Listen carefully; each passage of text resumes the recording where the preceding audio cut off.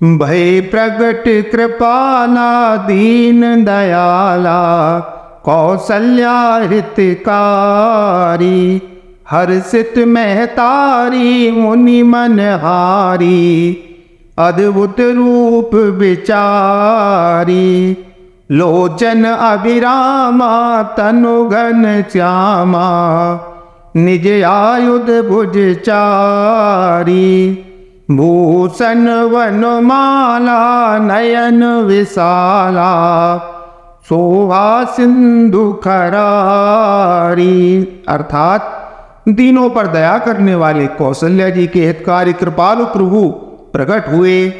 मुनियों के मन को हरने वाले उनके अद्भुत रूप का विचार करके माता हर्ष से भर गईं।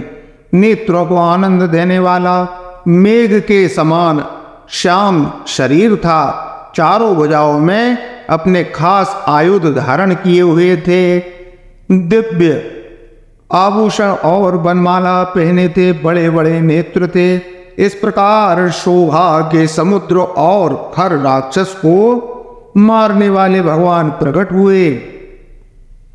कहंदोई कर जोरी स्तुति तोरी कहे विधि करो अनंता माया गुण ज्ञानातीत अमाना वेद पुराण वनंता करुणा सुख सागर सब गुण आगर जेहि गावे श्रुति संता सोमम हित लागी जन अनुरागी भयउ प्रगट श्री कंता।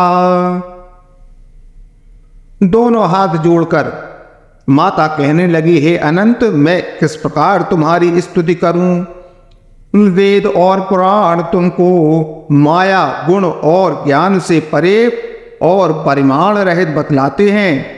श्रुतियां और संतजन दया और सुख का समुद्र सब गुणों का धाम कहकर जिनका गान करते हैं, वही भक्तों पर प्रेम करने वाले लक्ष्मीपति भगवान मेरे कल्याण के लिए प्रकट हुए हैं।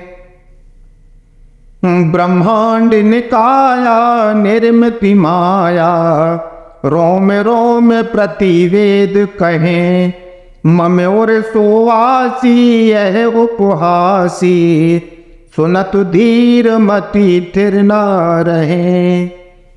उपजा जब ज्ञाना प्रभु मुस्काना चरित बहुत विधि कीन चहे कह कथा सुहाई मात बुझाई जेहि प्रकार सुत प्रेम। अर्थात वेद कहते हैं कि तुम्हारे प्रत्येक रोम में माया के रचे हुए अनेकों ब्रह्मांडों के समूह भरे हैं। वे तुम मेरे गर्भ में रहे। इस हंसी की बात के सुनने पर धीर विवेकी पुरुषों की बुद्धि भी स्थिर नहीं रहती, अर्थात विचलित हो जाती है। जब माता को ज्ञान उत्पन्न हुआ तब प्रभु मुस्कुराए। वे बहुत प्रकार के चरित्र करना चाहते हैं, अतः उन्होंने पूर्व जन्म की सुंदर कथा कहकर माता को समझाया, जिससे उन्हें पुत्र का वात्सल्य प्रेम प्राप्त हो, भगवान के प्रति पुत्र भाव हो जाए। माता पुण्य बोली सोमति डोली तजो तात यह रूपा की जैस सुलीला अति प्रियशीला यह सुख परम अनुपा। सुन बचन सुजाना रोदन ठाना हुए बालक सुर भूपा। यह चरित्र जगावे हरि पद पावे तेहि न परे भव कूपा। अर्थात माता की वह बुद्धि बदल गई। तब वह फिर बोली, हे तात, यह रूप छोड़कर अत्यंत प्रिय बाल लीला करो। मेरे लिए यह सुख परम अनुपम होगा।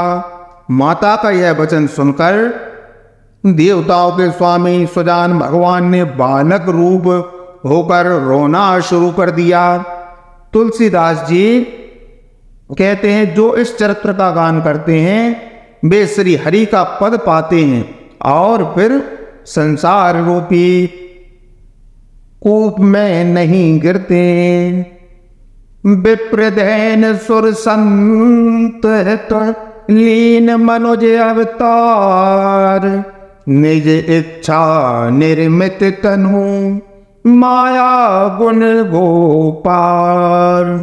अर्थात ब्राह्मण, गौ, देवता और संतों के लिए संत अर्थात वो व्यक्ति जो सत्संगी होते हैं, सत्कर्म करते हैं और सच्चे रास्ते पर चलते हैं, उन्हें संत कहते हैं।